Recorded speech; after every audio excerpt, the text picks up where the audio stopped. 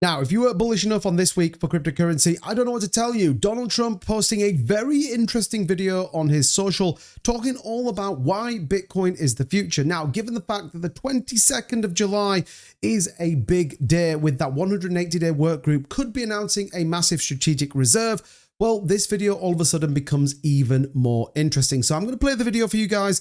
This is not my content. I just want to state that from the start, but I think it's super interesting and referencing the fact Donald Trump just posted it on his social media. So hit that like and subscribe button and let's get into it. Chairman Crapo, Ranking Member Brown, members of the committee.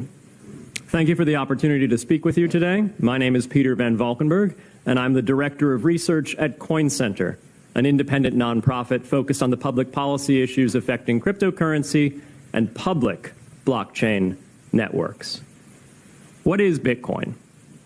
Bitcoin is the world's first cryptocurrency, and it works because of the world's first public blockchain network. What does Bitcoin do? It's simple. It lets you send and receive value to and from anyone in the world using nothing more than a computer and an internet connection. Now, why is it revolutionary? Because unlike every other tool for sending money over the internet, it works without the need to trust a middleman. The lack of any corporation in between means that Bitcoin is the world's first public digital payments infrastructure. And by public, I simply mean available to all and not owned by any single entity. So super important to reference this. Obviously, this opens up a massive opportunity, like Trump said, and equally for his sons as well, that, well, the US is going to be the absolute front runner when it comes to digital assets. Unlike places like China and Russia, this is for everyone. I think this is why it's really important and why I think Trump is really bullish on what is coming for Bitcoin. Now, we have public infrastructure for information, for websites, for email. It's called the internet. But the only public payments infrastructure that we have is cash, as in paper money. And it only works in face-to-face transactions. Before Bitcoin, if you wanted to pay someone remotely over the phone or the internet, then you could not use public infrastructure. You would rely on a private bank to open their books and add a ledger entry that debits you and credits the person you're paying. And if you both don't use the same bank, well, then there'll be multiple banks and multiple ledger entries in between. With Bitcoin, the ledger is the public blockchain, and anyone can add an entry to that ledger, transferring their Bitcoins to someone else. And anyone, regardless of their nationality, race, religion, gender, sex, or creditworthiness, can for absolutely no cost create a Bitcoin address in order to receive payments digitally. Once again, I think this is really important to reference, and the fact that this is a public blockchain, people don't really understand how this all works, especially if you're brand new to the crypto market. But if you think about transferring money, how that would work through different banks, through different mechanics, and ultimately at some point people take a cut on it, Bitcoin offers that very differently. Now, think about transacting huge amounts of money as a country, or if you're trying to pay off a national debt, all of a sudden there is no additional cost to it. And this is why I think it's super important. Bitcoin is the world's first globally accessible public money. Is it perfect? No. Neither was email when it was invented in 1972. Bitcoin's not the best money on every margin. It's not yet accepted everywhere. It's not used often to quote prices, and it's not always a stable store of value. But it is working, and the mere fact that it works without trusted intermediaries is amazing. It's a computer science breakthrough, and it will be as significant for freedom, prosperity, and human flourishing as the birth of the internet. And Bitcoin is just the beginning.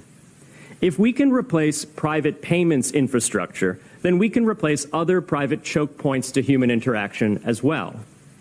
Now, why should we want to build more public infrastructure? Why should we embrace blockchains over corporate intermediaries? Why should we tolerate their inefficiencies and work to make them better? Why should we want the pioneers of this technology here in the United States and not fleeing overseas? Even back then, they were talking about the US being the crypto capital. Bring digital assets into the US. Obviously, we had Choke Point 2.0, Gary Gensler, all of those things. But even back then, This was about bringing cryptocurrency to the forefront of the US markets. It's just taken a significant length of time and a totally different administration to get us to that point. A simple reason. Because the corporate intermediaries providing today's critical but privately owned infrastructure are becoming fewer, larger, and more powerful, and their failures are increasingly grave. So roughly half of all Americans, 143 million people, had their Social Security numbers exposed to hackers because of a breach at Equifax. The SWIFT network has relayed hundreds of millions of dollars in fraudulent transactions because of hacked member banks in Bangladesh, Vietnam, Ecuador, and Russia. The FBI suspects now that the largest of these hacks was perpetrated by North Korea. Corrupt, low-level employees at an Indian bank, Punjab National, were able to fraudulently certify SWIFT messages, stealing $1.8 billion. It's the largest electronic bank robbery in history. In fact, it's the largest bank robbery in history.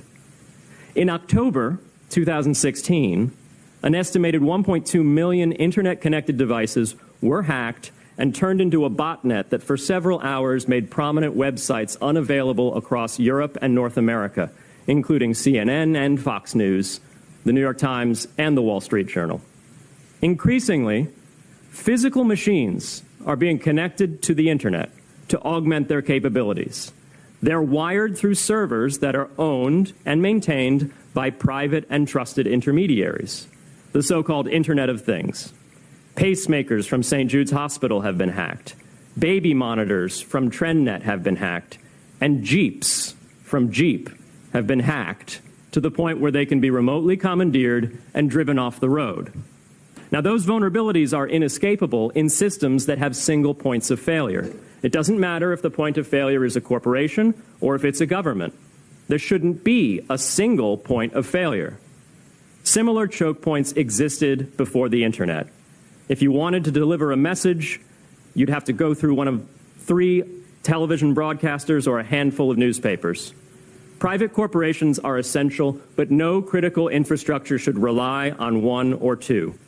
The internet removed single points of failure in communications infrastructure and ushered in a wave of competition among new media corporations building on top of its public rails. Blockchains can similarly disintermediate critical payments and IoT infrastructure. The technology is not yet ready to answer all of those questions today, but it is our best hope. And as with the internet in the 1990s, we need a light-touch, pro-innovation policy to ensure that these innovations flourish in America for the benefit and security of all Americans.